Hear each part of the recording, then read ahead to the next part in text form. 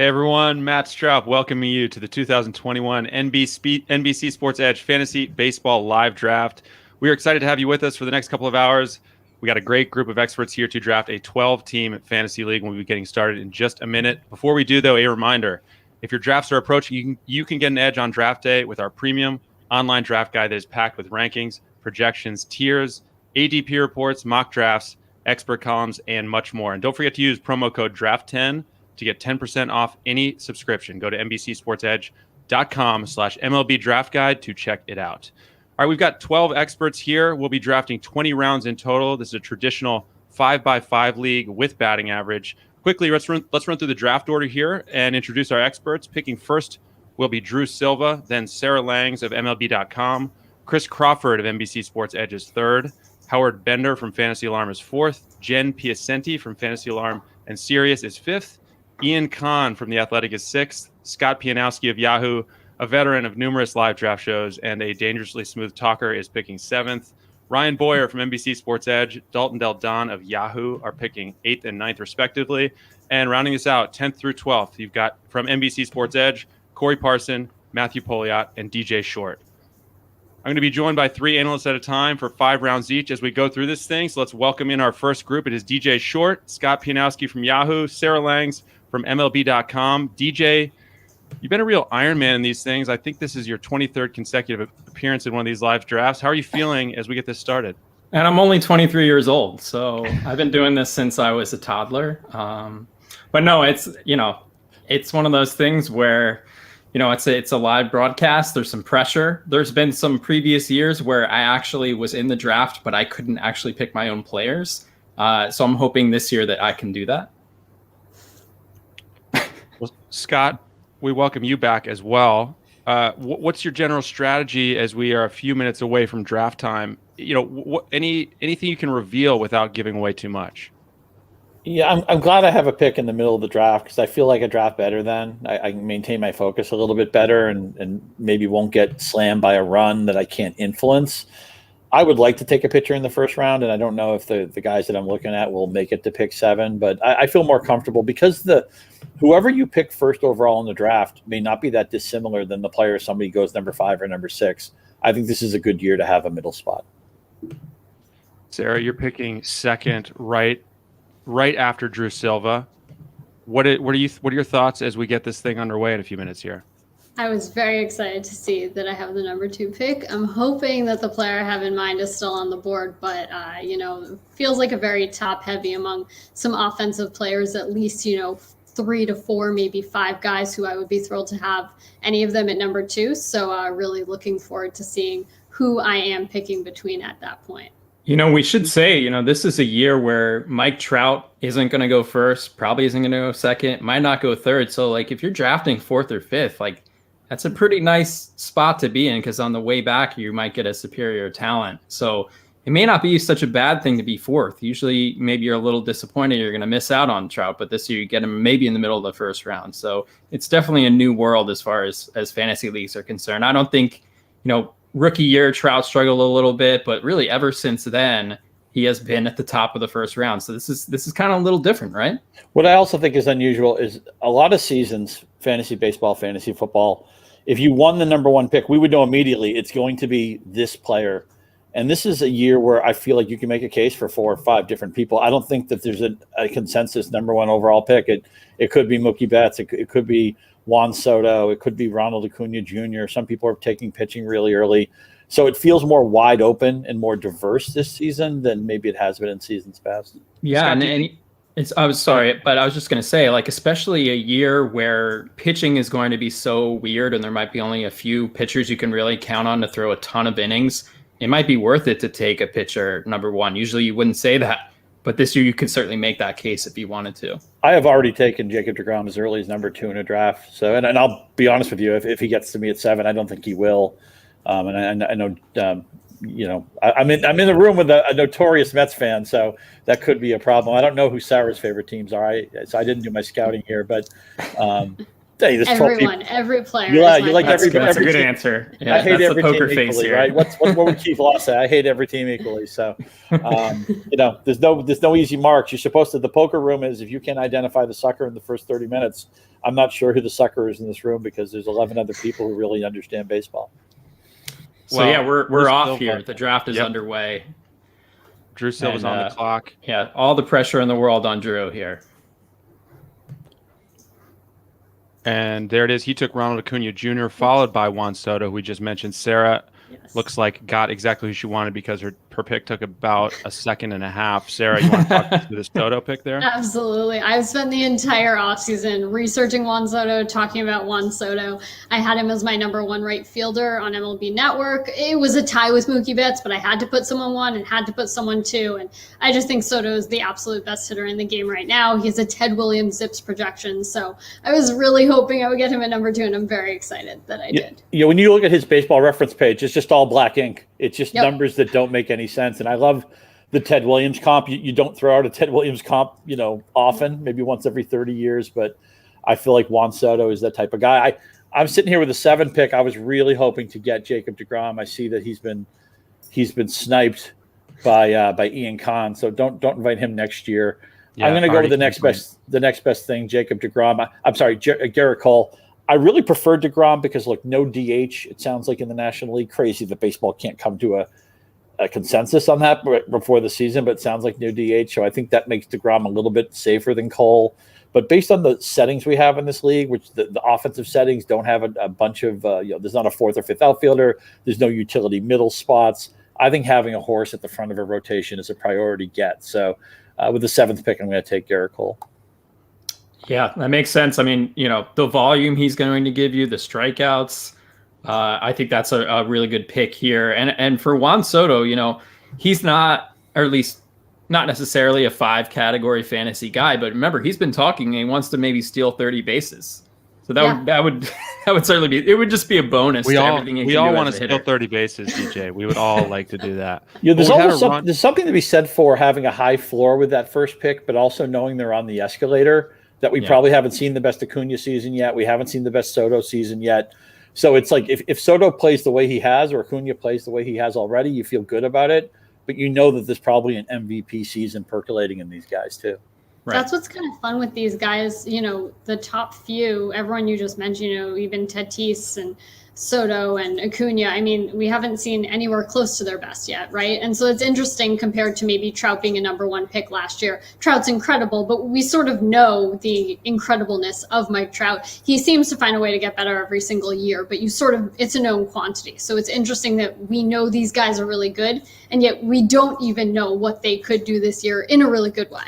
And what also a case against Trout, and man, there aren't many of them, but he may have reached a point in his career where he's just going to run occasionally, where players like Acuna and Tatis may, and we talked about Soto wanting to run more. Sometimes I think if you want steals early, and we know there aren't that many sources for stolen bases in baseball now, it's kind of being phased out. These younger players may have more interest in running, where Trout may be like, okay, I just want to stay healthy for a full season. I'll take the 15 bags I can get, but his days of stealing 30 or 40 bases are probably out the window now. So I'm up here. Yeah, you're up. Yeah, I'm going to go with Christian Yelich here.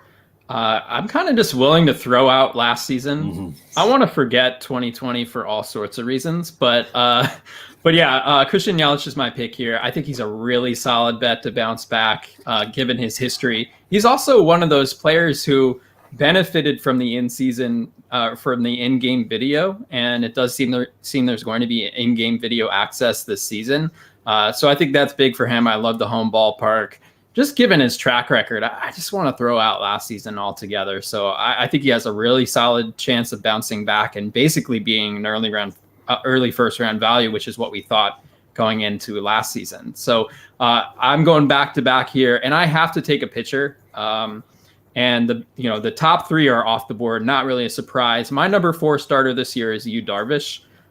Just going back to the second half of 2019, he's basically posting like Jacob deGrom type numbers during that time. The control has been immaculate, ton of strikeouts, now goes to San Diego. National League, no DH most likely. I love taking National League pitchers, so Darvish, my pick for me, is my horse. Well, DJ, I'm technically your co-manager so that I can share the screen here. I got to interrogate the Yelich pick a little bit to the group here. And I want to ask, like you mentioned you're willing to throw out 2020. Scott, how willing are you to look at guys who kind of had down years? Javier Baez, for example, Nolan Arenado had quiet years. How willing are you to say, well, 60-game season, I'm just going to put that aside for an established player? A bunch of guys. A player who comes to mind for me for that is Juan Moncada, who had COVID early in the season and admitted that it affected him. These players, sports are a world of routine, and these guys had, spring training was totally different. There was the CBA problems and then the negotiation problems. We weren't sure we'd have a baseball season for a long time. And then when it started with all the COVID cancellations, I don't think anybody knew for sure that the season would get played. These guys are totally outside their comfort zone. The schedule was different. So I've been giving a pass to players with track records. It's funny. If a lousy player had a lousy season, I probably won't think about it too much. But when somebody has a resume like a Christian Yelich, and if you can get him at the end of a first round, the early part of a second round like DJ did, I think that's an easy pick to make. Also, we know Yelich is capable of being a 5-category guy. I hate drafting for stolen bases. I hate drafting for saves. But if I can chip away at those categories, and you would think Yelich still has 15 to 20 saves, stolen bases, I should say, in his bag of tricks, that way you don't maybe have to take a Miles Straw later who might be a one-trick pony. I'm totally in on giving a pass to Yelich. I totally agree. I mean, when we did our, top 10s by position for MLB Network, we had this conversation for every single segment we did, and it totally comes down to track record, exactly like you said. For me, I think that for someone like Javier Baez, there's plate discipline issues, and there are other things that maybe give me pause or a little bit of concern, even if you go prior to 2020. But a guy like Christian Yelich, who was basically an MVP for 2 straight years, and he also, he had the largest drop in swing rate of any player who was qualified in 19 and then 20, which just tells you that he was really off at the plate. And for a guy like that, when he's swinging like close to 10 percentage points less frequently than he was in 2019, that just tells me that he's going to be fine, that's not going to continue to happen. You don't wake up one day and suddenly swing less. There's other things going on there. And I completely agree with Moncada. And, there are other guys you can look to. Now, Arenado, I'm a little more concerned with because he did have that shoulder injury, and I think there could have been other reasons beyond just the oddities of 2020 that could have been, hampering him. But I think you just have to look at each guy, really consider what have they done prior to 2020 and, what else could have been at play there. Yeah, JD Martinez is a good example too. And I think just recently he kind of said that, the season last year kind of caught him flat-footed and he wasn't really ready. I'm sure there was plenty of players who felt similarly that we just haven't heard from yet. And he was also one of those players who was vocal about the in-game video access. So it's going to be interesting to see how these guys bounce back. You really want Giolito. Yeah, okay. I have my eye on him, but I know I need a pitcher here, and I'm in a weird spot in the draft since I'm second, and then now I'm waiting a bit. I'm debating between Scherzer and Flaherty. I think at this point I might have more confidence Flaherty is going to stay healthy longer. I can't believe I'm not picking Max Scherzer with him right there, but I'm going to go with Jack Flaherty. And that's just what 2021 is, compared to 18, 19 and everything, prior to that. Since Flaherty and Giolito went back to back, it brings up a very interesting point. I don't have a great answer for this, but I think it's a great question. Last year, all the divisions played within themselves and geographically, East against East, Central against Central, West against West. And the worst hitting teams, by and large, were in the National League and American League Central. And that really helped Lucas Giolito. That really helped Shane Bieber. It really helped Trevor Bauer. We're going to get back to a more traditional schedule. I don't know the exact lay of it, but it's not going to be just Central against Central.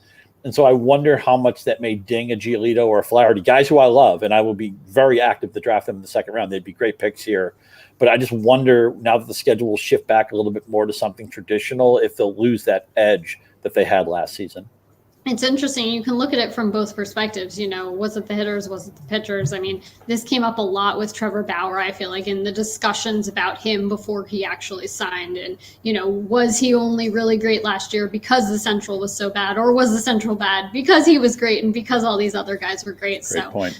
I tend to think that it just falls somewhere in the middle. But honestly, I wanted to see more out of Flaherty last year. I felt like he could have been a lot better. So I'm really picking him less based on 2020 and more based on 19 and what we know he can be, And really Flaherty was another one of those guys, like the way COVID impacted the Cardinals schedule, like I think to a certain extent you have to throw out his 2022. I think the only question with Flaherty is like how many innings is he going to throw? I mean, of course, I feel like you guessed it about 95% of the pitching staffs, but remember how dominant Flaherty was in the second half of 2019. Yeah, I mean, no doubt. I will guarantee you, I will have Jack Flaherty on some of my teams. And as Sarah pointed out, it's so hard to know. We're always asking this in football.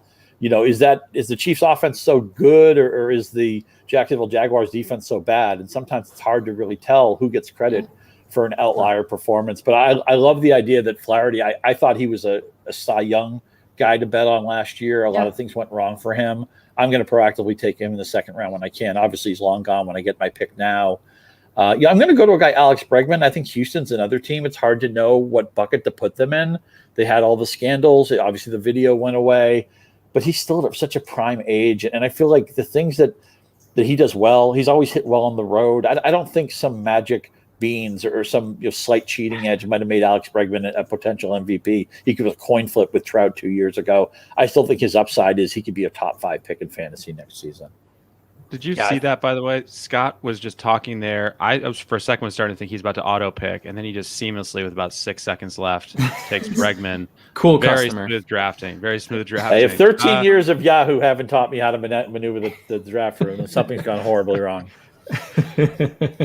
Yeah. Well, so Sarah, you took Bo Bichette to back up your Flaherty pick. You want to quickly tell us what your thoughts are on that one before we get to DJ's next couple picks? I mean, talk about one of the best hit tools in baseball. I just think that this guy is so underrated. And, he set a record for doubles in a span of games, or what was it, a stretch of doubles within like his first 20 games of his career. Not a rookie record, literally just most consecutive games with a double. And he did that, I think, before he'd even played his 25th game. And he's going to get a lot of doubles, a lot of singles. And so I'm going to go with the average there. And honestly, a lot of the research I did this offseason and just a lot of looking into players, people are always responding on Twitter. They're like, why aren't you talking about Bo Bichette? And then you look at him and you're like, yeah, I should be. You're 100% right. So when I saw him sitting there, I just thought that was a perfect way to make sure I'm doing well with average. And I think that he's another guy where we haven't seen anywhere close to the best of him. And of course, he debuted 2 years ago, so there's plenty of time left. But I think he's going to be a, contending for the batting title type guy. There are about 3 or 4 teams that just scream out fun. I think the Blue Jays are like that. I think the White Sox are like that. I think the Padres are like that. And isn't it interesting that when these young Toronto players were coming up, it was Vladimir Guerrero Jr. that was kind of the centerpiece to all that. And it was very curious to see where he goes. He's in the best shape of his life, as we all know. But Bo Bichette so far has looked like maybe he's the jewel of this legacy class. They have Gurriel, who's got a brother in baseball. Obviously, Biggio, his father is a Hall of Famer.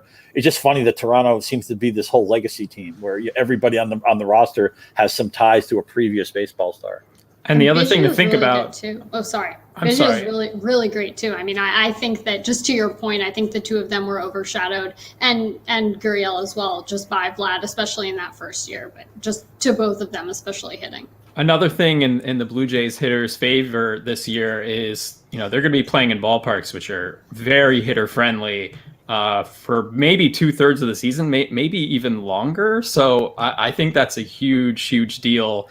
Which just boosts their value a little bit. We were already drafting them highly, but certainly at this point, you're thinking even more highly of them. So that's definitely a big. It's going to be a trivia question someday. Where were the Blue Jays originally from? Or where did they play in 2020? I mean, are we going to remember that? 5 years from now, 10 years from now. Rest in peace, Buffalo. That was a fun season. That's a fun team. I got to have some Blue Jays this year. Quick math: 15 out of the first 36 picks were starting pitchers. DJ, you took one of those. You took 2 of those, and you, Darvish and Brandon Woodruff. Are you surprised to see that number that high, DJ, or is that about what you'd expect? And give us your thoughts on your last couple picks. Yeah, I'm not surprised. Again, I was saying at the beginning, you want to get a couple of horses, I think, early this year because, when we get in these middle and late rounds of starting pitchers, it's just dart throws to me. And a lot of them are younger pitchers where we don't know how many innings they're going to throw. Like these guys who I picked, Darvish and Woodruff, I'm expecting a lot of innings there. I was actually disappointed. Matthew took Zach Gallen. He was next on my list. He's been fantastic so far in the majors. I don't think we've seen his best yet. We haven't seen a full season of his best yet. So I think his full-fledged breakout is going to be this year. But, Woodruff last year backed up what he did in 2019. So I'm comfortable rolling with him as my second starter. Anthony Rendon, he got off to a rough start last year. He had an oblique injury coming out of summer camp. And for the first week or so, he wasn't hitting at all. He was walking, but he wasn't hitting. And I think over his last 40 games, he was one of the best hitters in baseball. So he was just his usual self. Just safety I'm locking in early as far as batting average. He's not stealing bases anymore, but I love him in that lineup, getting on base, scoring runs. So he's going to help me in those counting categories other than steals. And that brings us to you, Scott, with your fourth pick. Yeah, I would like to have that second pitcher to back up Cole, but there's somebody who I see on the board who I think this is about as late of a range as you could expect. So I'm going to take DJ Mayhew with the 42nd overall pick. And I know he's a strange player because he got better when he left Colorado, and it just doesn't seem to make sense to us. But he's got an opposite field swing. It plays really well at the Yankees ballpark. Qualifies at 3 positions in Yahoo. This particular format we're in doesn't reward that as much as some deeper leagues might. But I like to have, this will be my third hitter who qualifies multiple positions. It's a tiebreaker. It's not a primary reason to pick somebody. But he's one of the few players in baseball you can project for a 300-plus average, and I'm really glad he re-signed with the Yankees, a team that has a very buoyant lineup. He's going to have a lot of chances to score and drive in runs. And I know he's not maybe a 25 or 30 home run hitter, but I think 15 to 20 with a plus average in 4 or 5 categories sounds in line with DJL. Yeah, I think staying with the Yankees, certainly reinforces his value.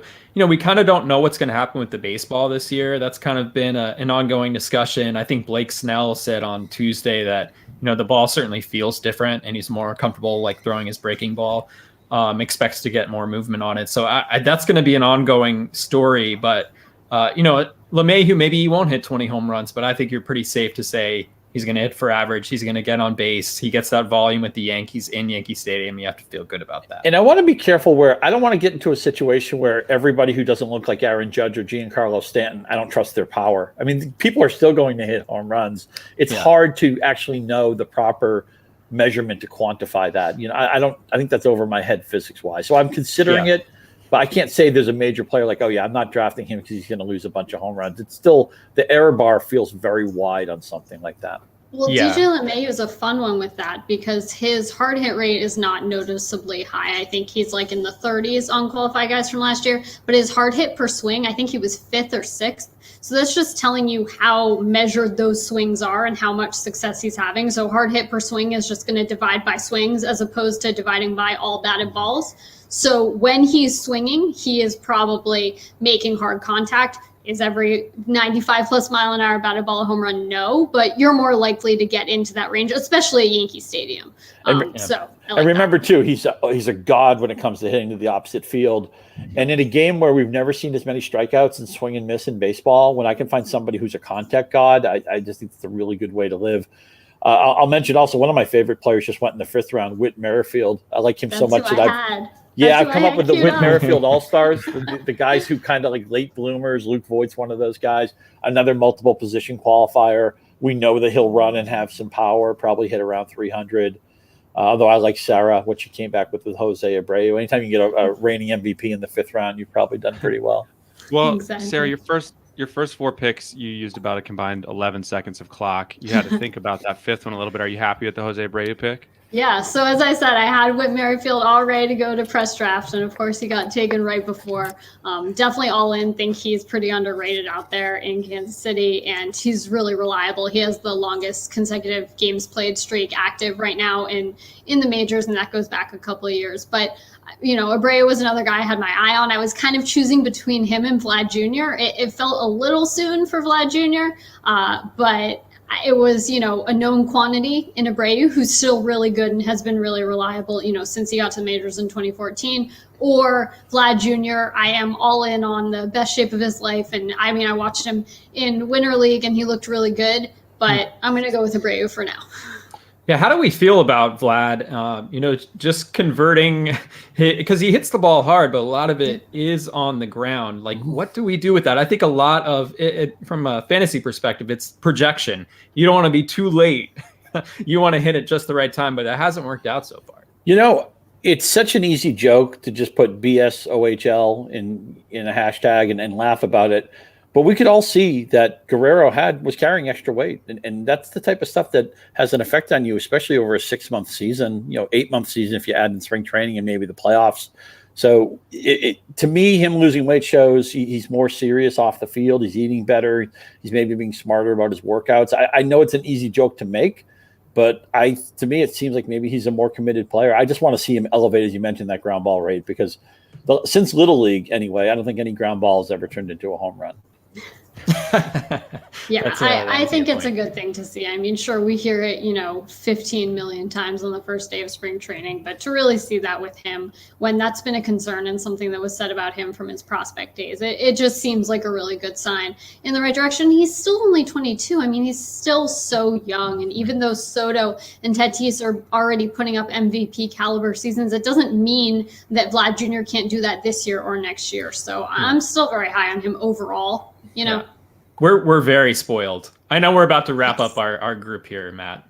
I was going to say we've been spoiled with this time we have together, but we're just about out of time. Yeah, this was awesome. This was fun.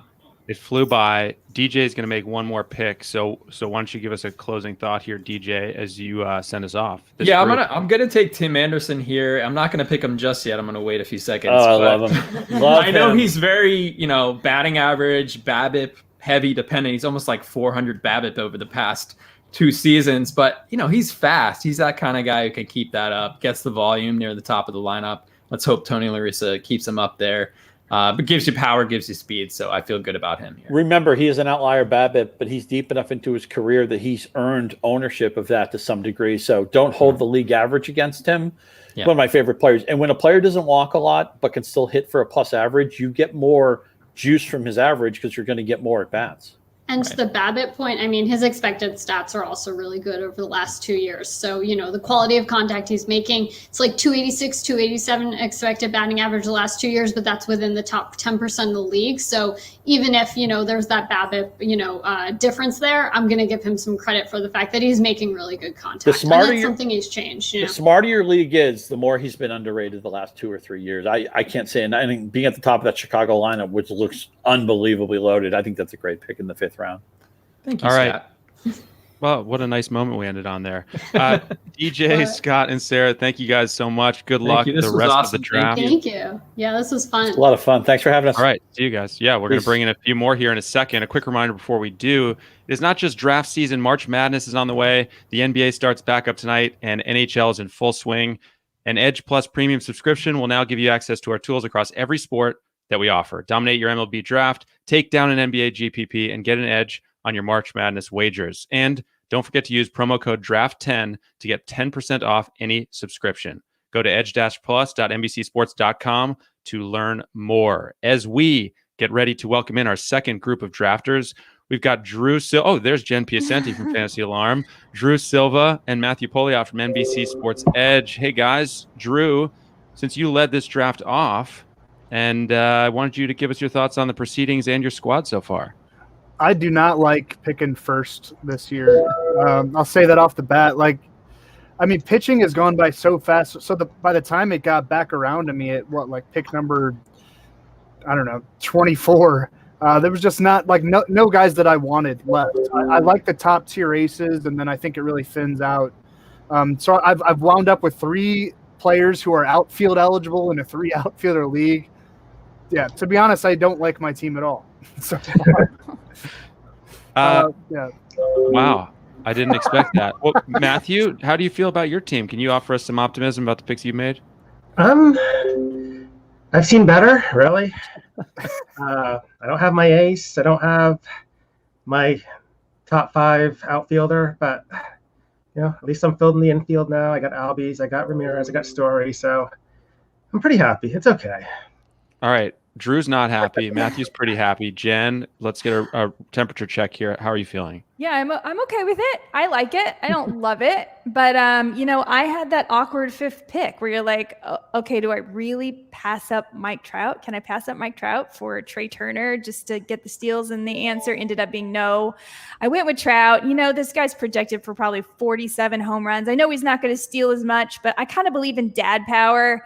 I think he's going to have a good year. So when you start your draft with Mike Trout, can you really complain? I think you can't complain. No, I kind of love like the 5th pick this year. You guys were talking about that in the first segment, that like winding up with Mike Trout. It's like, oh no, like I have the best player in baseball. you know, what a shame. And he didn't steal many bases last year, but he was 94th percentile in sprint speed. He could totally get back into the double digits, even like push 20 if he really wanted to, I feel like. Yeah, well, Jen, you're back on the clock now with about 15 seconds left. Thank you. Yeah, no problem. I'm glad that we could avert it. Auto draft. Right. I don't think we've had an auto pick. Oh, and there we go. Carlos Carrasco. That was a little bit of he was in my queue. I just went there. Well, I noticed that between the 3 of you guys, we have how many starting pitchers here? Matthew has 2. Not enough. Jen, you just got your 2nd. Not enough. Drew, you have just 1. As we get back to you, Drew, is that a priority for you? Yeah, I mean, the problem with drafting first is you get to the turn and you feel like you're reaching for guys. I'm definitely going to grab one here. I'm up next. But, this is a weird year where you want to lock in an ace who you're sure is going to have a big workload. And once you get into these sort of mid to lower tier starters, and we're not quite there yet, but you start thinking about workload and strikeouts and how are they going to match up to the top tier guys. And I don't know if the value's there. I don't really want to reach, but at this point, if I don't draft a starting pitcher on this turn, I'm going to be left really empty. So I'm going with Sonny Gray here, who I kind of hope gets traded at some point. It seems like the Reds won't be that good of a team, and they will trade him at some point and gets into a better home ballpark, and the ERA and the strikeouts should be good. If I remember correctly, last year he had a couple bad outings, and it was that kind of season. It's so short and the sample sizes are so small that a couple bad outings can kind of elevate your ERA, whereas he was pitching like an ace for most of the season. I gotta think about this next pick. So ask Matthew questions. You can't just talk all the way up to it. No, okay, I'm not a pro. Hey, I can't. I do have a question. I do have a question for you, Matthew. I tend to perk up when you are intrigued by a hitter in a fantasy draft. So I noticed that you take Byron Buxton in the 6th round. Obviously, a guy with just ridiculous amounts of talent. Are you feeling optimistic that Buxton is going to have that monster year finally? Well, yeah. I mean, I know Jen said that Trout was the best player in baseball, and I think I got the best player in baseball here in round 6 right there. He's the only guy I want this year, Byron Buxton, all the way. 40 homers, 20 steals. Going to play 145 games. Everything. Top 10 outfielder. He did add that power last year, and kind of lost the speed, but the speed is there. Like he was upper 90s percentile too in sprint speed as well. So if he puts it all together and stays healthy, yeah, I mean he can definitely be a 1st round value talent wise. Jen, we are flying toward your 7th pick. Yes. What are your thoughts here? I'm actually thinking I'm going to go with the rebound candidate. And I know you mentioned this before, but I really want a piece of that Chicago White Sox team. They were like top 5 in home runs, top 5 in runs, top 5. I mean, they were just fantastic last year. And Juan Moncada was someone that was really affected negatively by COVID-19. He said he never felt like himself. I want to give him another chance at third base. I think he could have a big year. I love the lineup. I want a piece of it. So I'm going Juan Moncada here. That's one of the players we were talking about. Yeah, is like someone where maybe you just kind of disregard the 2020 numbers and you look back at 2019, a year where he had 25 homers, 10 steals. Drew, do you think Moncada can get back to that level of production this year? Yeah, with Moncada, you could totally see it in the data. I mean, 0 stolen base attempts. He's such an athlete, and it's crazy for him that he didn't even try.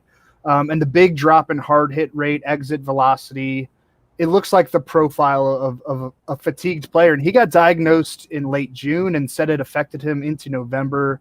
And yeah, I mean, COVID-19, I've had it. It barely affected me, but my fiance, she still doesn't have her taste. And this was over 90 days ago at this point. And I mean, she was in bad shape there for a little bit. So it affects people differently. And certainly you can see in the data that it affected Moncada, and he's a way better player than what he showed. If you were hoping to get the son of who is the son of a former big leaguer on the Blue Jays, you're out of luck now. Kevin Biggio just went a minute ago. That wraps the Bichette, Vlad Jr., Biggio threesome. Matthew, you're a few picks away. What's your priority here? Probably starting pitcher, although there's I feel like everyone's. another guy I had my eye on, and Dalton just took him. I wanted Karinchak as a closer. Yeah, closer is especially interesting. Starting pitcher here then. Yeah, we're starting to see the closer, not a full scale run on closers, but we've seen 4 in the last 10 picks or so. Is that something you've been waiting on in your drafts, Drew? I think this year is a lot different because teams have grown more and more comfortable with using different names in that 9th inning role. Teams are getting a lot smarter, and managers are getting younger and more analytical. So actually getting a guy like Karinchak, who has Terry Francona, who likes to have an established 9th inning man, I think that's a big advantage. If it doesn't fall into an area where I can get one of those top tier closers, I don't mind just grabbing 3 kind of dart throws towards the mid to later rounds and hoping a few of them work out, or hoping I can get some saves on the waiver wire. I think the closer situation in baseball has completely changed, and really all leagues at this point should be save plus hold leagues, so that setup men have more value than they should. Should I talk to DJ about changing the settings of this one? I think it might be too late. No, I don't think it's too late. Matthew, you took Chris Paddock on the way down in round 7. Any thoughts on your upcoming pick? You're actually on the clock right now. I think I might. Well, one of my favorites happens to have an extra eligibility or 2 in Yahoo that I don't normally count on, Ian Happ. So I think I'm going to grab Ian Happ and enjoy his second base and third base eligibility. Yeah, I think that's something we should talk about as far as drafting this year. So Yahoo is very unique as a platform in that they're allowing 2019 eligibility to carry over, which makes people like Isaiah Kiner-Falefa eligible at catcher and Dalton Varsho. And these are things that if you always look at your league rules, always look at the platform you're drafting on, because if you can play Glaber at second and short, you can play Bregman at third and short. There's a lot of possibilities there, and it might open up other options that you may not be seeing. So always pay attention to the platform you're drafting on. This is Yahoo. We got a wide net. You can play Yordan Alvarez in the outfield, Right. even though he's coming off dual knee surgeries and probably won't see any time in the outfield. Exactly. Yahoo is very generous with their eligibility, which I appreciate. I mean, this is supposed to be fun, right? Mm-hmm.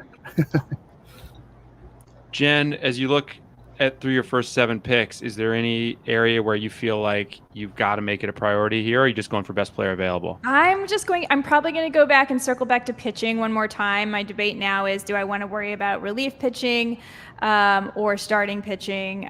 Check the state of the relievers right now. Yeah, I'm going to go ahead and get a reliever.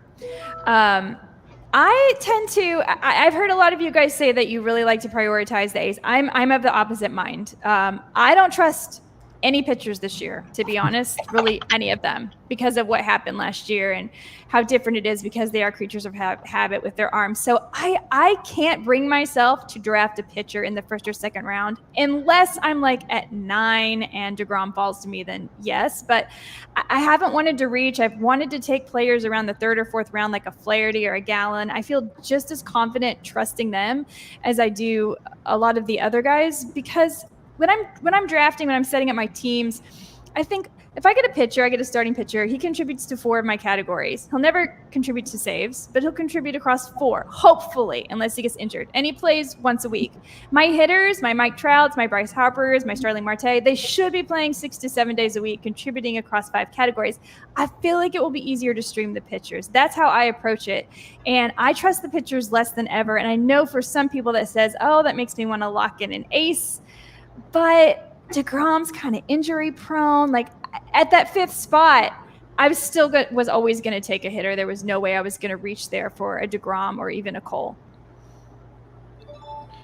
Well, my head is spinning because NBC Sports Edge prospects guru Chris Crawford just took a 40-year-old guy. I don't know what's going on here. Very off-brand pick for Chris. And Drew, you have 2 picks coming up. Do you feel comfortable talking through at least one of them for us? Yeah, no, I can do it now because this is going to be double starting pitcher.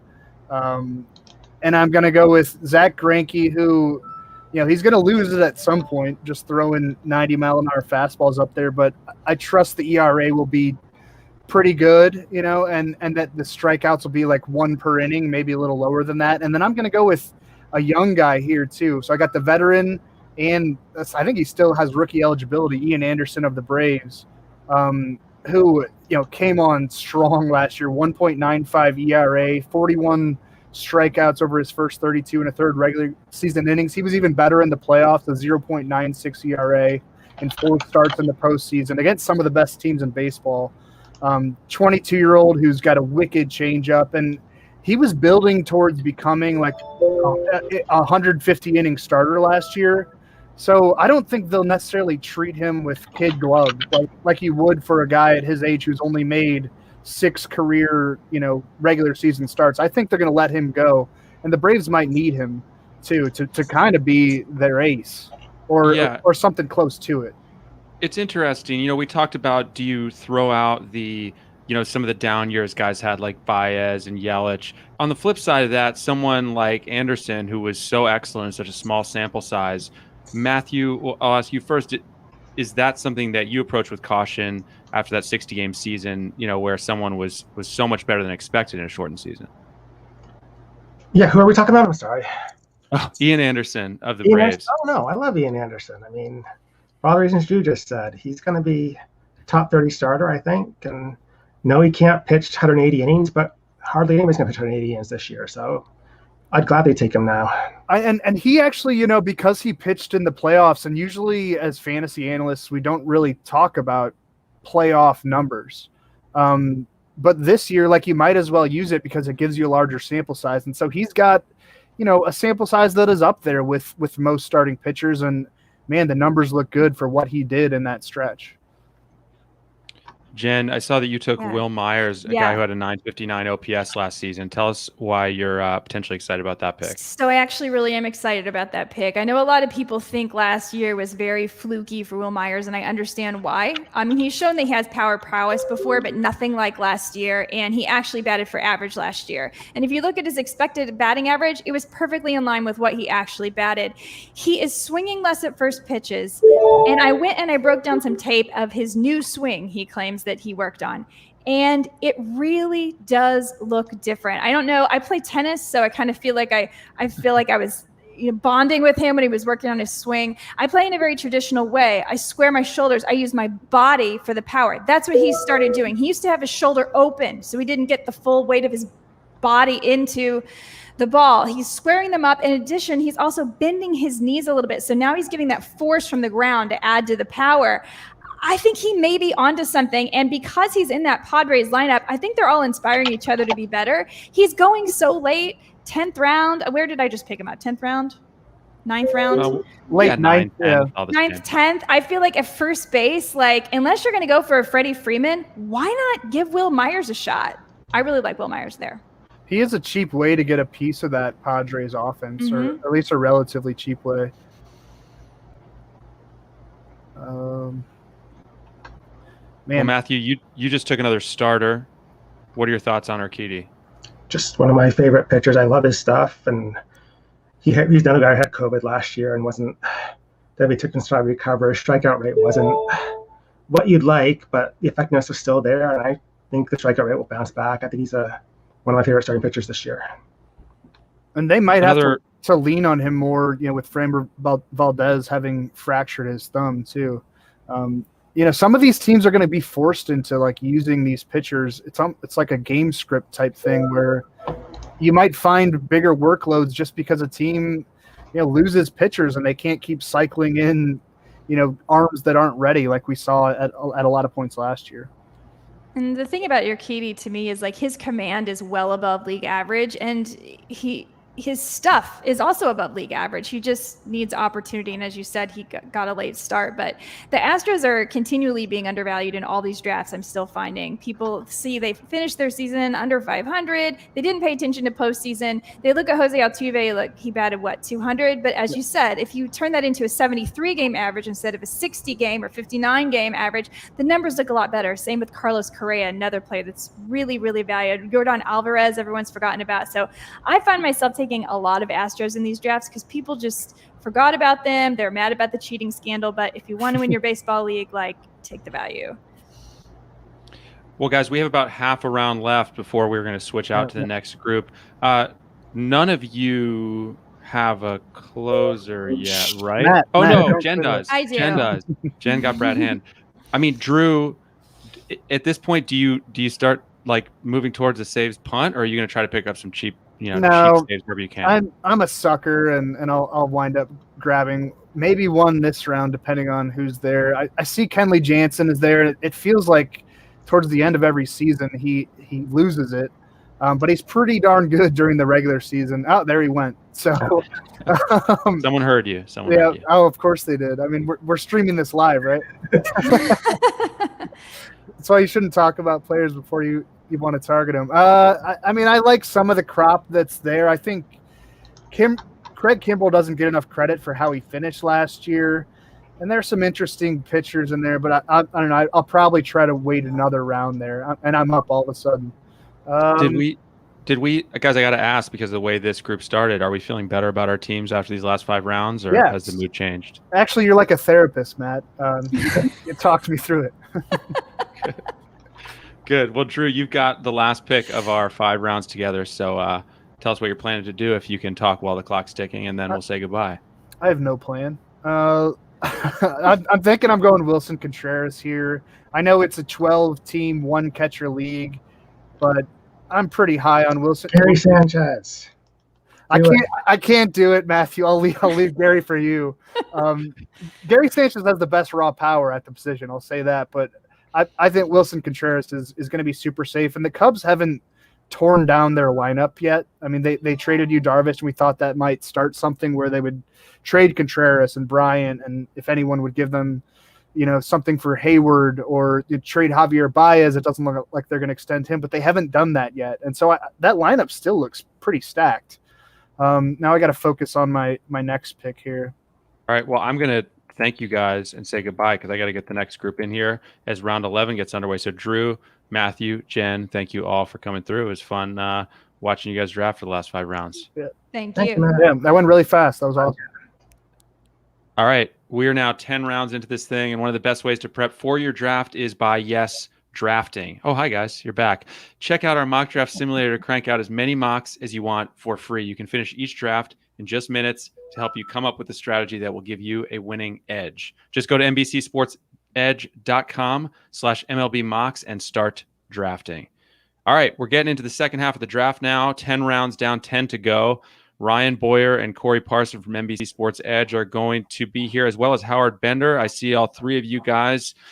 Fellas, how's it going? Corey, we'll start with you. How are you feeling about the squad so far? Starting with who? With me or with him? Oh, I was asking Corey. Oh, okay.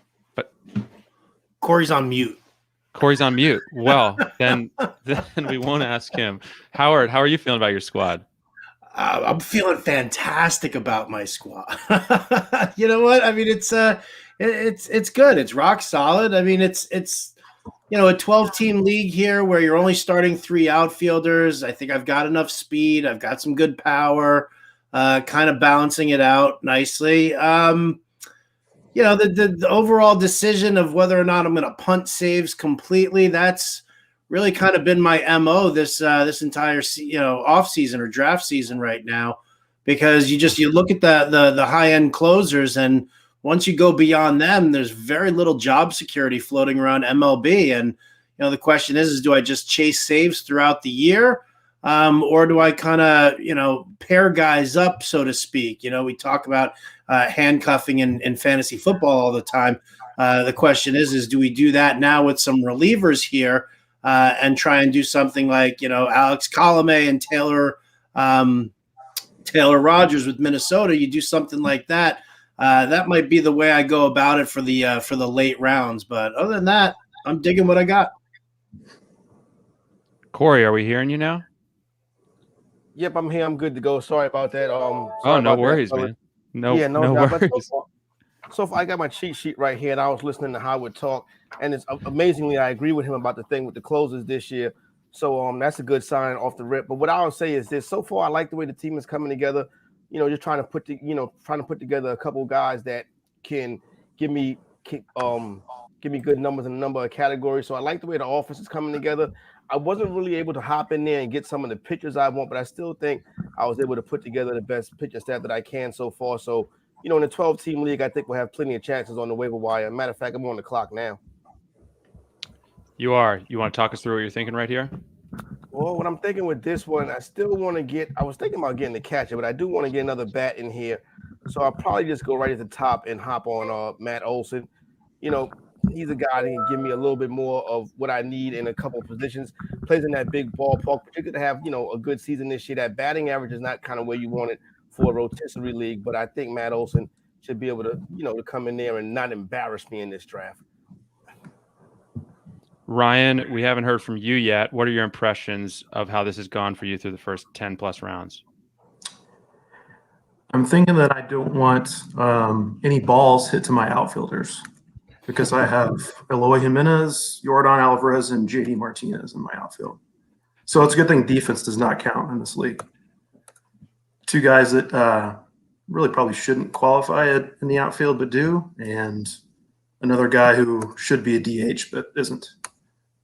But they can all hit, so that's the good thing. You feeling confident in JD Martinez bouncing back? Yeah, I think DJ touched on it earlier. He, or maybe it was Drew. I can't remember. One of those two guys. They're the same guy to me, basically. JD Martinez talked about how he wasn't really prepared for the season. He didn't really feel prepared. He was kind of caught off guard. You look at the track record. He's really not that old. I'm going to basically throw out 2020. And like I mentioned, he has outfield eligibility in Yahoo formats, which is a nice thing to have, obviously. Corey, you just picked a moment ago, and you took Patrick Corbin. Yeah, it's getting to that time of the draft right now where I'm just trying to look for some high upside pitchers, and I think Corbin can be one of those guys coming up this year. Playing in Nats Park helps a little bit. I think he should be able to get a couple W's as well. The innings pitch, I think, listen, with every pitcher this year, I think it's going to be an issue, but I think the innings pitch could be a thing. But if we can get those innings pitched up there, coming in the round I got him, I think it's a value.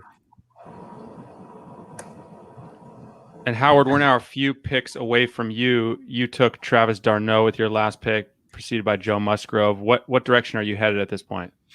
Well, I think I'm likely headed more towards the pitching side right now. I'm looking at a couple of starters here who I definitely like. Really liked what I heard from Blake Snell talking about the thickness of the seams, really being able to dig in, enhance the grip a little bit. I was talking to Jim Bowden on Sirius XM about the effects with that, and he's talking to a lot of guys in camp, a lot of pitchers, and a lot of pitching coaches as well.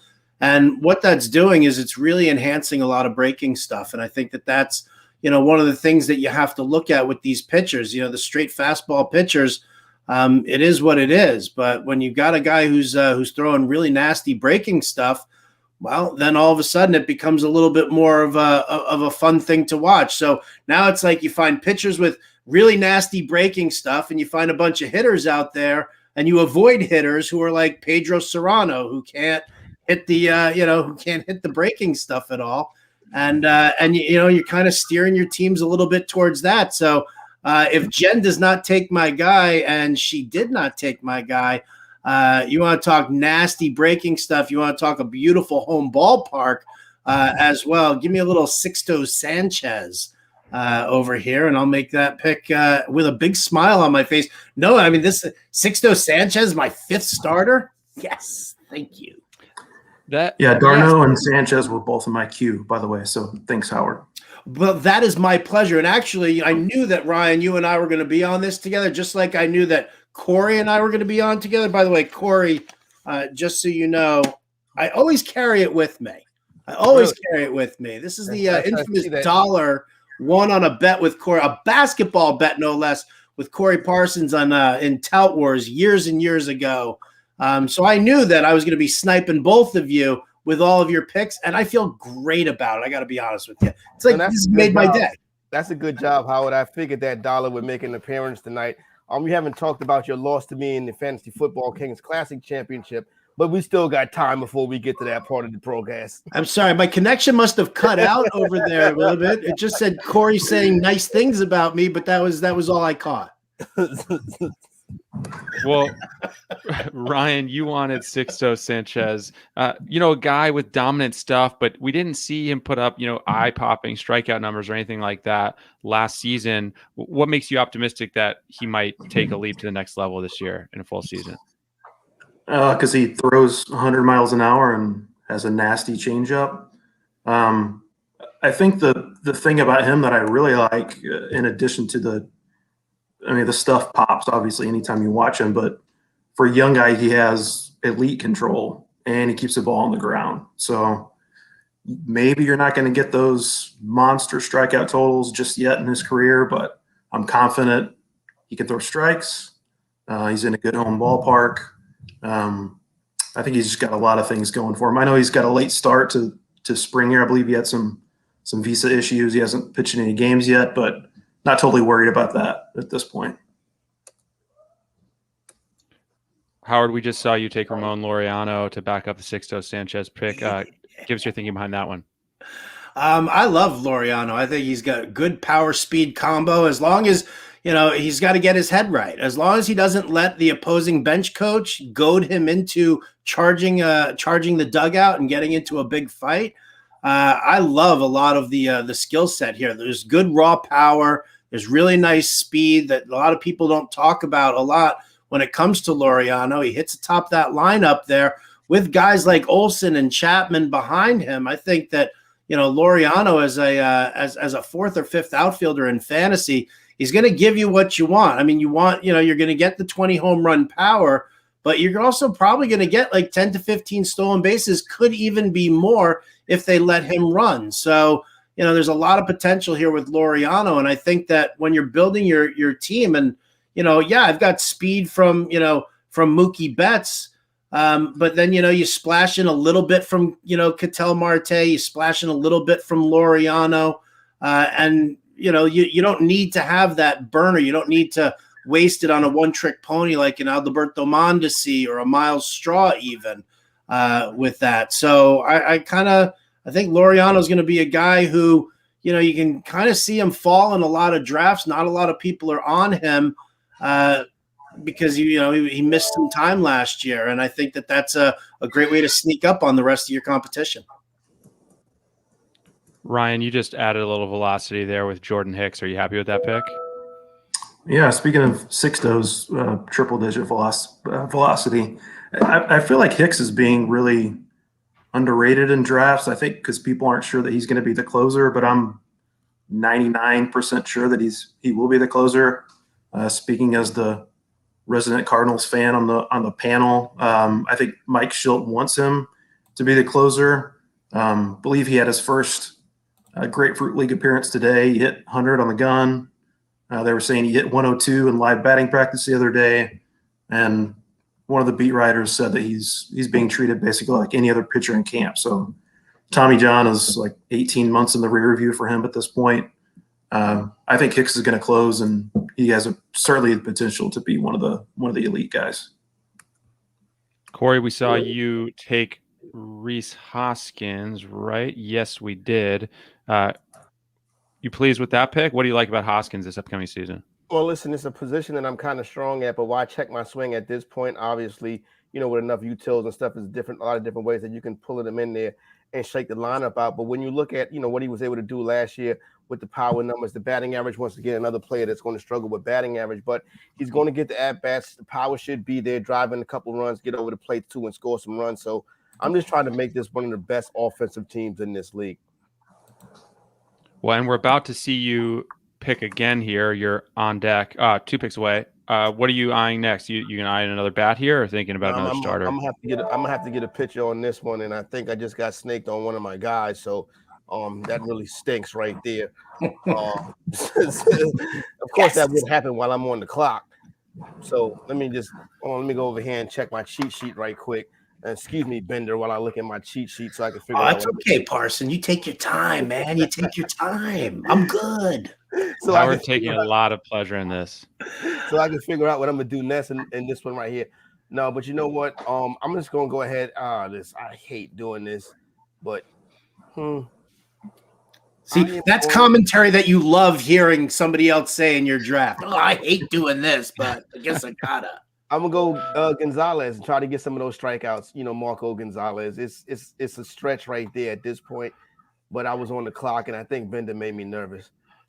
Howard showing his disapproval of that pick. It looks like. No, listen. Any pick that Corey makes is going to get a disapproving look from me. I mean, listen, that's what it is. You got to get into your opposition's mind, right? We're trying to teach people, out there who are watching draft strategy, right? Well, what's better than getting into the mind of somebody who you're playing against?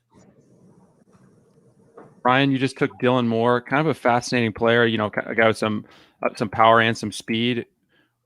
28 years old, though. What do you like about Moore? Yeah, speed is the key for me. I think my squad was a little light on stolen bases, and Moore should be able to give me 20 plus in that regard. He's got some power too. There's some swing and miss in his game, but at this point in the draft, you're not going to be drafting perfect players. I considered another. Probably shouldn't say his name out loud. An outfielder who could run a little bit, but I went with Moore because I think he's a better bet for the stolen bases. He's multi-position eligible. It's not as huge of a deal in a shallower league like this, but it doesn't hurt to have. Howard, we just saw you take Tommy Edmund. What do you like about that pick that you just made? Eligible. Yeah, multi-position eligibility. I realized that I was like, "Ooh, I don't have a shortstop," and that's kind of rare for me because I like diving into a lot of these higher upper echelon shortstops. I think Francisco Lindor is going to have a phenomenal year. I think New York is going to embrace him, and I think he's going to embrace New York as well. So I've been doing that. So I realized I needed to get somebody. Now Tommy Edmund, here's a guy who's going to sit atop that St. Louis team. And Ryan, you said you're a Cards fan, right? So, I mean, are we not looking at Arenado, Goldschmidt, and Dylan Carlson just knocking in Tommy Edmund on a regular basis? I'll take that. I hope that happens, and I agree with you. I think he's going to either probably bat first or second. Everybody was in on Tommy Edmund going into last year. He had a down season, but I think we can, to a certain degree, throw that out. Sprint speed is elite. He's going to steal some bases. Has surprising pop for a guy who's not really that big. But yeah, I think at this point in the draft, he's a really good get. I like the way we're treating the 2020 season because with players that we feel like we just kind of decide case by case, but if it's a player we believe in now, we'll throw that out with that one out, or we're just kind of throw it out if we want to. It seems like. Well, Howard, go ahead. Cardinals players, yeah, Matt, come on. Well, 4 relief pitchers in a row. Howard, that was your first reliever, I think. Tell us about the Soria pick.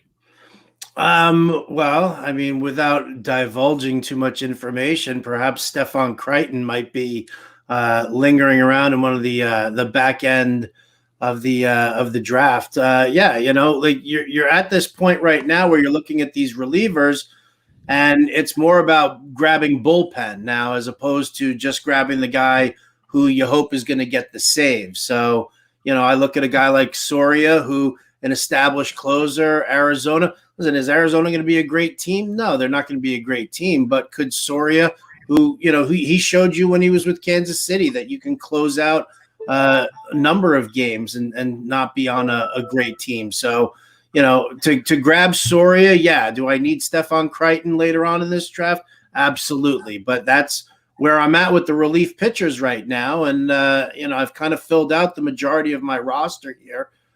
So I do need to attack the relief angle for this one. So Soria's there. There are a couple of other guys there as well who I have interest in. Again, it's going to be a patchwork bullpen for me in fantasy this year.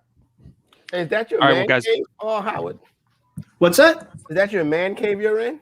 It is. Would you like a tour? It looks nice. What's the posters on the wall? Let's see. Over this shoulder here is a Grateful Dead Winterland poster. Okay. Back over here, I've got that right there. That's actually, get this. So my wife took the very first article I wrote that got printed in a magazine, and it's all done up all nice over there. Oh, that's nice. Very good. Thank you, Corey. You know what? I appreciate you noticing that. And you know what? And I like the wood paneling on the walls behind you. I got the Cardinals 06 right here. It's too bad DJ's not on. This is the Mets fan. We had to knock him out in the NLCS that year, but I just want to know though. Nice, yeah, the Mets. It rarely happens, but that's cool. Guys, we're at the end of round 15. That means we're about to bring in the next group. But I just want to note, I think we really mended something between Howard and Corey there. You guys came in button heads, and you had a nice moment there at the end as we continue our therapy theme here during the draft. I got nothing but love for Corey Parson. The fantasy executive is tops on my list, no matter what. That's why we fight, right? Brothers fight with each other all the time. We give each other a hard time. No doubt. People don't notice, but me and Howard are actually from the same hometown. Yes, we are. All right. Well, fellas, I want to thank you all for coming through. Ryan, Corey, and Howard, thank you, and good luck the rest of the draft, guys. Enjoyed it. Thanks for having us. Thanks, man. Appreciate it. All right. One more group to go. 5 more rounds to go. First, though, you can get all the latest fantasy baseball news and analysis on the go with our podcast, Circling the Bases. DJ and Drew, you've already seen here, are wrapping up their positional preview series of episodes this week, which I definitely recommend. And the podcast is expanding to 5 days a week once the season starts. Keep your edge over the competition and subscribe to Circling the Bases anywhere podcasts are found. And don't forget to rate and review the show as well. Here to bring us home is our final group of experts. We've got Chris Crawford of NBC Sports EDGE. Oh, there he is. Look how that worked out well. Ian Kahn from The Athletic and Dalton Del Don from Yahoo Sports is here. You have all been waiting patiently. Ian, how is morale in your draft room? Morale is fine. Morale is good. I'm trying to play the edges. Coming up on another pick in a few moments. I'm waiting on and I can get away with it. Yeah, waiting on third base and waiting for Josh Donaldson here. So we'll see if he actually falls. Took 3 closers early, 3 brand name closers who are going to be able to hold that job to use to trade later in the season to someone who needs the saves. And going for upside. In a league this small, that's what you want to do. Lots on the waiver wire. Josh Donaldson, you mind. All right. So you've just taken Josh Donaldson. Dalton, we saw you take Zach Eflin in round 16. Don't have to talk about that pick, but just big picture, how are you feeling about the squad? Yeah, I've been going pitcher crazy in all of my drafts this year, but especially in a league this thin, 12 teams, also in the middle infield, corner infield. So I think offense is going to be pretty easy to fill. So I went nuts. I went 4 straight starting pitchers. Kind of ended up in no man's land with the big 3 off the board right in front of me. P&L was killing me talking all the pitchers, and then Bieber went right before me, but went Bauer. Then round 2, even Bueller's like a part of a big tier that, I didn't necessarily love how that shook out, but I'm not too scared about ADP. I reached for Glass now and Corbin Burns, so all in on starters this year. Chris Crawford, you really threw me for a loop. You're the prospects guru around here. You took 40-year-old Nelson Cruz in round 8. I just was not expecting that. Not that he's not a great hitter, obviously. What are your thoughts on your squad, big picture? I'm pretty happy about it. I'm a little disappointed I don't have any posters to point out like everybody else has. But, yeah, I'm pretty happy. Gabe, I wanted Fernando Tatis with that 3rd pick. Giolito and Kershaw, I think, is an excellent 1-2 punch. May have gone a little early with my closer, but Liam Hendricks is one of the few guys that I trust. About to draft a catcher right here, which – if anybody starts up that no catcher league, let me know. I would just love to play in it. It sounds fantastic. Terrible idea. Yeah. Right. The game. Give me 2 catchers at a time. Yeah. Come on. The men from the boys, the women from the girls. I guess so.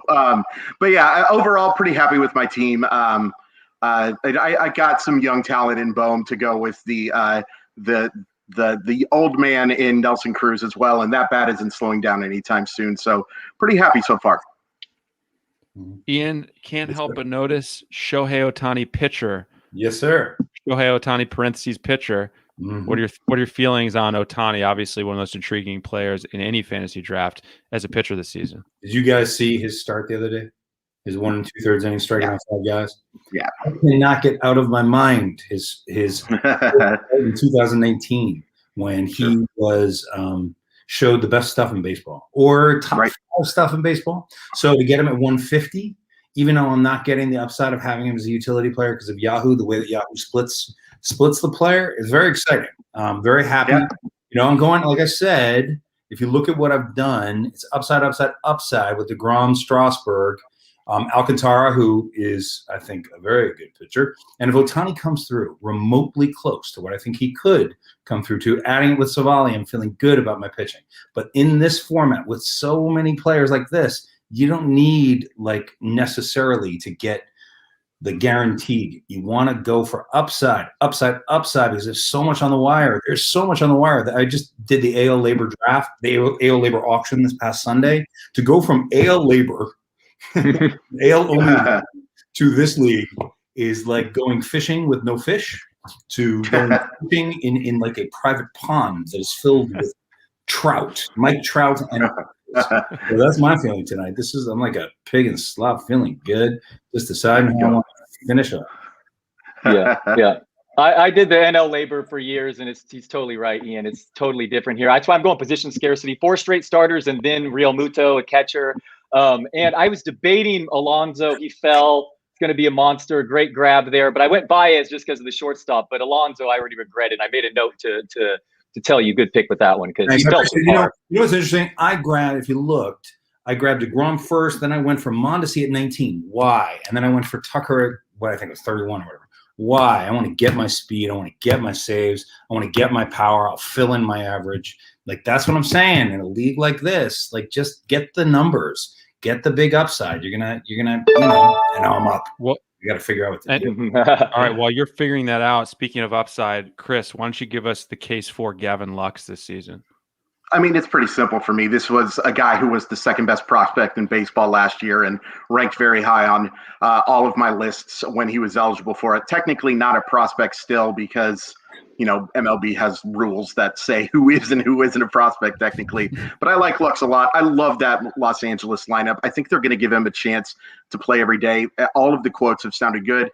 Has looked good in spring training. The last time I looked, and that was a couple days ago, but he started 5 for his first 11. Spring training stats have a tendency to be overrated, but it's nice to see him swinging the bat. This guy has all the talent in the world to be a very, very good starting second baseman in 12-team fantasy leagues. And Ian, you just made your 17th round pick. Give us your breakdown. Love it. That's such a good pick. The thing about Walsh is if you look at his stats from last year and you look at his power and you look at what he did in the minors before he arrived in 2020. Yes, Pujols is there. The splits aren't bad. He's got ridiculous power and a fabulous lineup. The Angels were batting him what number in the order? Second. He came up and he hit second. And what did he do? He destroyed the ball. So it's an upside pick, but at this time in the draft, if he can do what I think he can do, also there's a possibility he can get a little time in right field. I mean, do you really want to be sitting him with Dexter Fowler in right field? He has used the outfielder glove in the past. There's just too much upside right there as far as I love that. Yeah. Oh, sorry to interrupt. I just love that pick. I mean, that is a guy I regret not taking, to be completely honest with you. I was really impressed with what I saw. I know the sample size wasn't huge, but really, really made adjustments in that short time. And this is a guy who put up monster numbers in AAA too. Lots of people put up monster numbers in AAA because the parks are hitter friendly is what we'll say. But yeah, I love that value to get him in round 17. I think that's Thank you very much. You're welcome. Check. Well, I'll let you know where you can send the check. And you drafting Jared Walsh made me jump the gun here on Ohtani, because I was going to point out that this isn't really talked about much because the Angels are filled with right-handed batters, but they changed their right field dimensions 3 years ago, and it's been Coors Field for left-handed batters ever since the last 3 years. Yeah. And if Ohtani stays healthy and Walsh stays healthy, so who knows what the playing time will be with Ohtani, but he has good speed too. So the talk is just all upside here, and you're going to drop guys. So I went with the utility version. I know my Yahoo's usually so generous with their eligibility, but not for Ohtani. I will say this: Nice. in dynasty leagues, I'm trading for him constantly. Constantly. Why? Because let's say you're buying him. Where is he on my? I do the dynasty rankings over at the Athletic. His dynasty rank before he's come back into the spring has never been lower than he is right now. Right? But now it's shifting. But here's the upside. He keeps throwing 99. Right. Well, you buy him for pitching. I'm buying him for pitching with the upside of, let's say, it just doesn't work, right? He's not going to be able to pull it off. He's not going to find the command. He's going to hurt his elbow again. Fine. They move him to right field. He becomes a 30-30 possibility. No joke. 30-30 possibility in the outfield. I think that Yahoo, actually, I'm kind of enjoying the idea that you could buy Ohtani in both spots. But yeah, no, I'm Steve Gardner, who I share a team with in the XFL, said on the USA Today that he believes if he had to pick an under the should I be saying this? I don't know if I'm Too late. Cars out of the garage. Yeah. He basically said that he thinks Ohtani could be the MVP this year. I'm in on him. I bet on him at 30-1. I wish I got more odds, but I think Trout misses a month per year these days, and I think the Angels could win that division. And if Ohtani, just the unicornness of being, if he throws 100 innings and bats well, I think voters will like that too. So I totally like throw 120 innings. Yeah, 120 innings, right? I love him. No, he's healthy now, and I'm in. Yankee fan of me. Jameson Taillon. What can you do? You gotta do what you gotta do. Ian, you were so happy with all of your picks before that one. What happened on that on the Taillon pick? I'm good with it. And look, what he did over the weekend was really fantastic, right? He came in, very clean innings, looked good, velocity good. But it's a little frustrating. But you know what? The upside is there. It's a 20-round draft. So if Taillon does some of what his pedigree suggested that he would do, he's going to be incredibly valuable for the team. But if he doesn't, I'm going to let him go. And you know who I'm going to go get? I'm going to go get Robbie Ray. Because Robbie Ray this past weekend threw 26 for 28 pitches for strikes.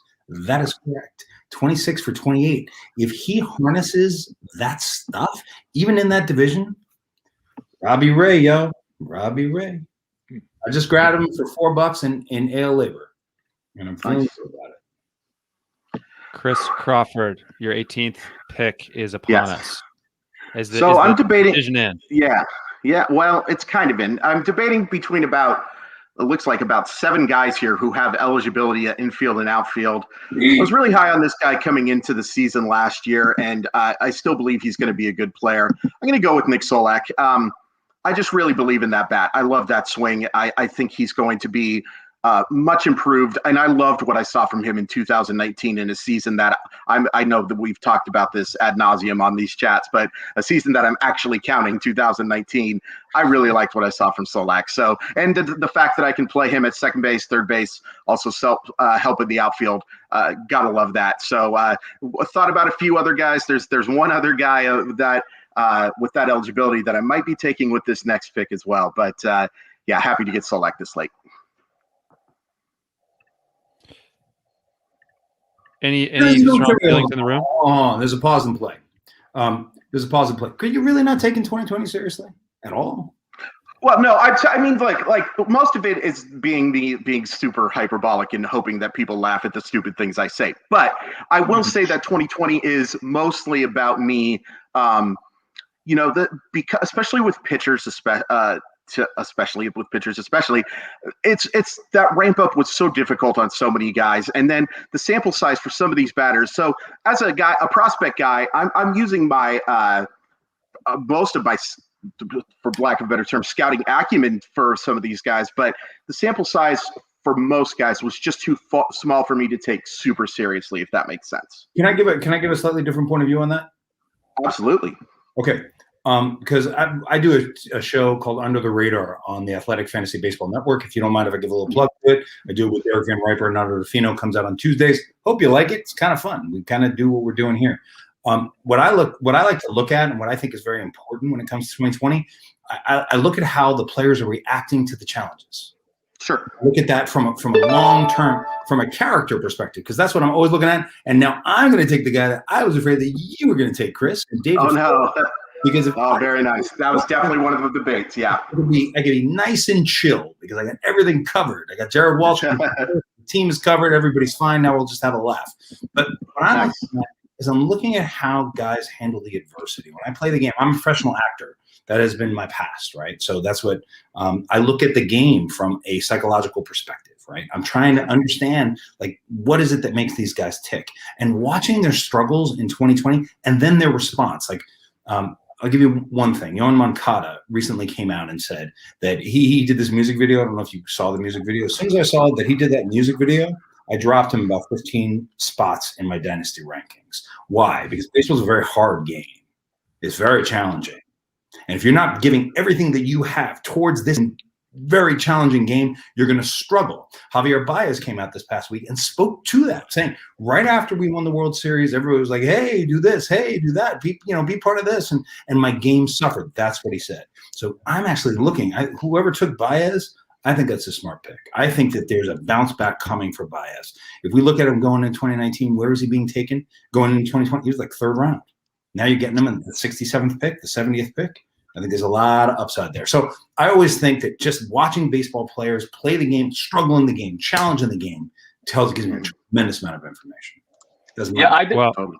I debated strong. I took Baez, and over your guy, I was debating Alonso. You got him right afterwards. So yeah, I have no problem with last year's bums type strategy. I got Altuve, Chris Bryant, Baez, Altuve. So I'm fine with drafting the guys that really struggled last year. Unless you're Corbin Burns, then I'm all in, and I'm aggressively drafting it. Yeah, me too. All right, guys, we're into the last round. Dalton, we're approaching your last pick. Is there anyone you're excited to draft here with your final pick? Yeah, I'll just say this is kind of fun or weird. At least I do not have a third outfielder. I have all my bench spots filled, and I will say I'm definitely okay with that strategy because I have like 8 outfielders I could pick between here. So.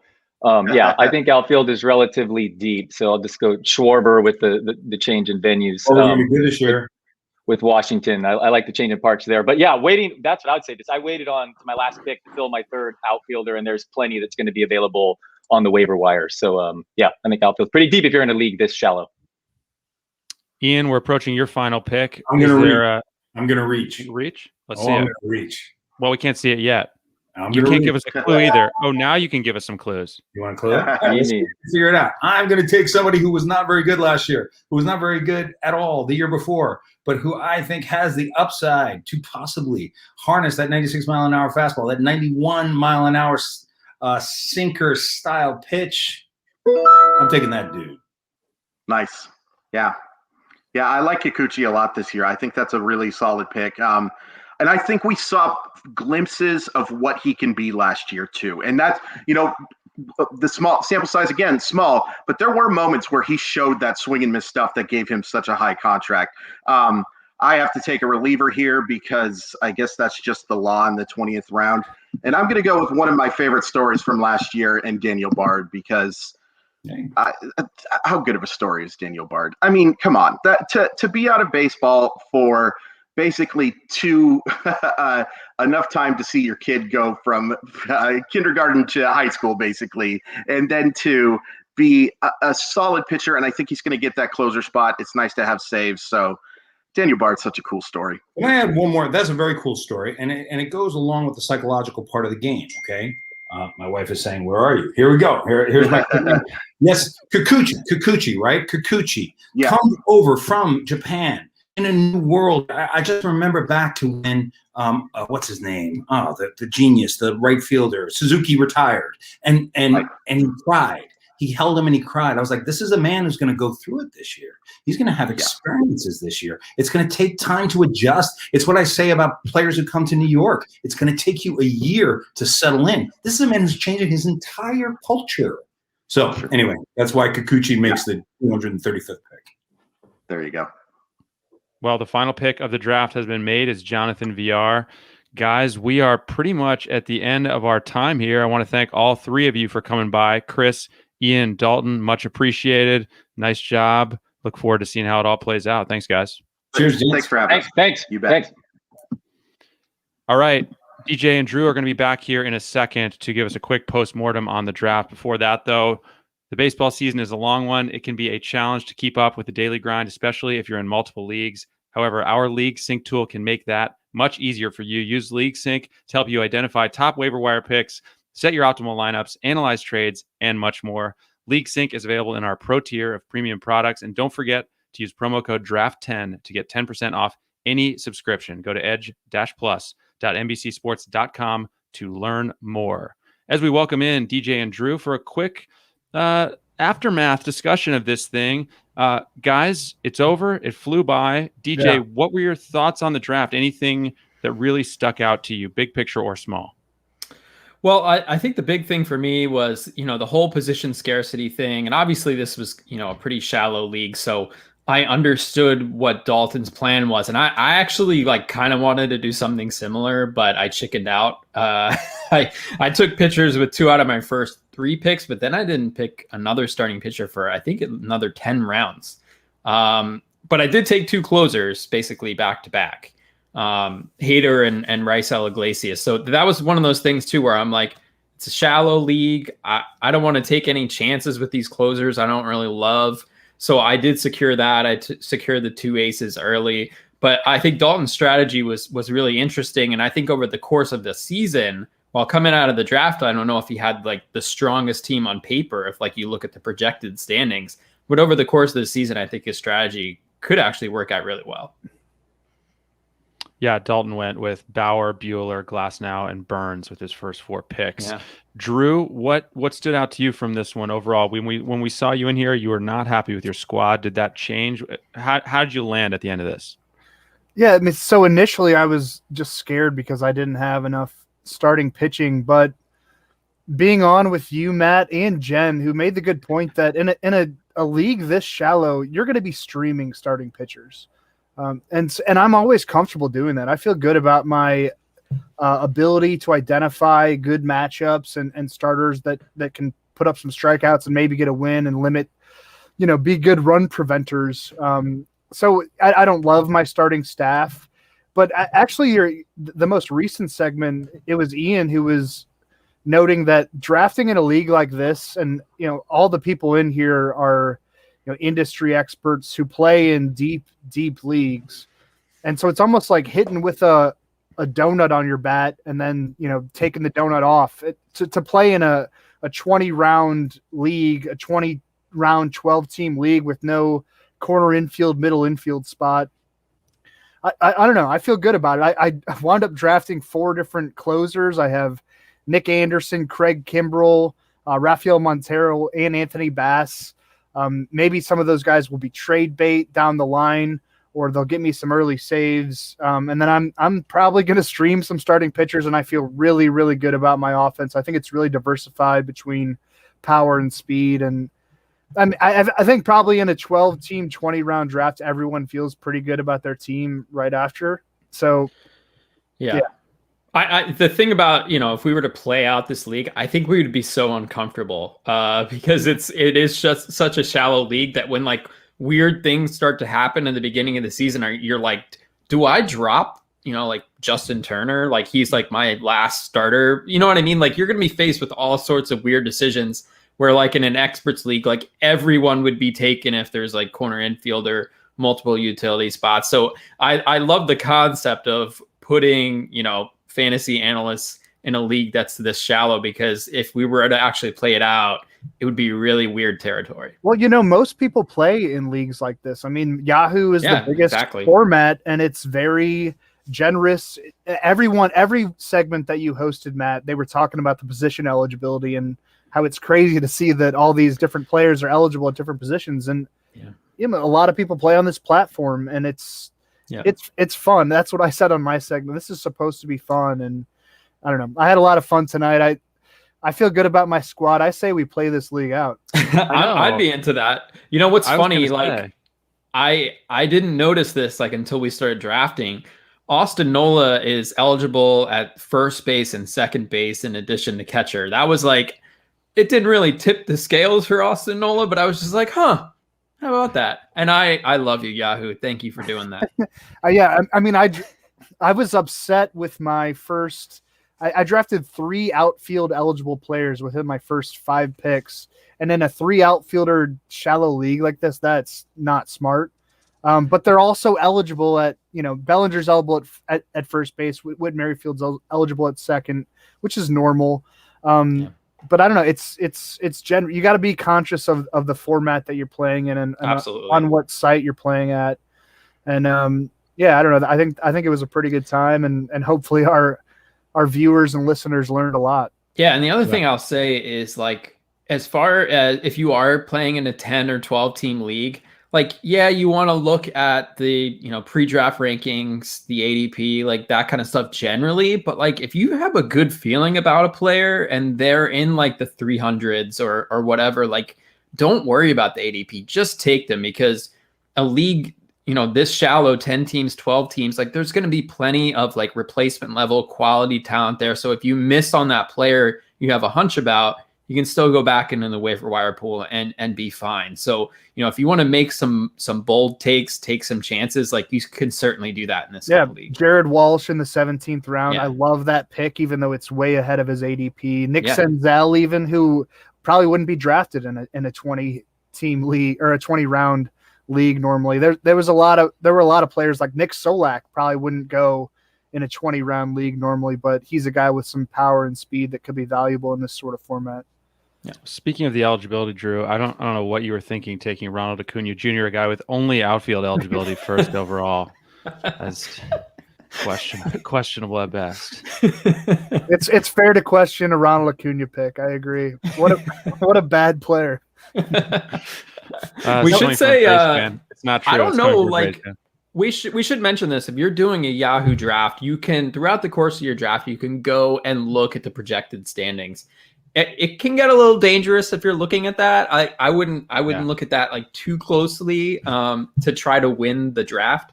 But Chris Crawford was projected to be number 1. I'm out of here. Yeah. But batting average, ERA, like he was like lapping the field, which was really impressive, up and down his lineup, consistently hitting for average. So I was impressed by that. I was. Yeah, it's a dangerous game though when you do that during the draft, because you can have some real highs and lows where you're feeling fantastic about your team, and then one pick later, literally you go from like 2nd to 12th. Well, especially this year, projection systems are a bit off. They don't really know how to necessarily react to what we saw in 2020, and no one really does. I mean, we've been doing these positional preview podcasts on the Circling the Bases podcast plug, nice. And it's hard, but DJ and I have talked about this on pretty much every episode, that there's far less groupthink this year than in years prior. And that's a problem across all fantasy sports. Like Matt, you do football and basketball stuff and baseball stuff. Sometimes by draft season, there's this groupthink on certain players, and it's not as prevalent this year, which is nice because you can apply your own analysis to it and feel good about your team and find sleepers and draft ahead of ADP. You should this year. ADPs are messed up this spring.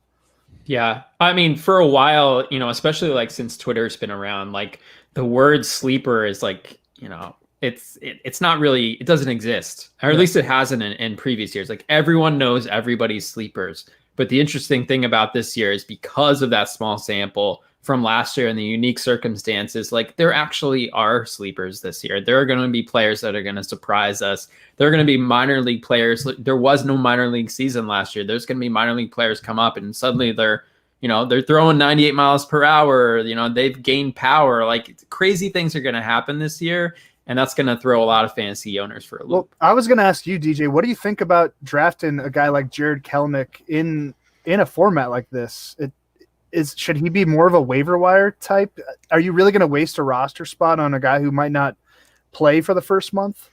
It just depends on how flexible you can be with your roster. I think in a league this shallow, I don't know if I would count on him. That's what I was thinking too, honestly. Because there was only 3 bench spots in this league, so like you really gotta sort of toe the line there for the first few weeks. I expect him probably to be up, depending on the the status of his injury, probably late April, but who knows? Like it may not turn out to be that way, and you have a dead roster spot for 2 months. So, you should be careful about that. Obviously, we expect Kellnick to come up and be a monster, but how much are you going to hurt yourself while you're waiting? That's really the big question.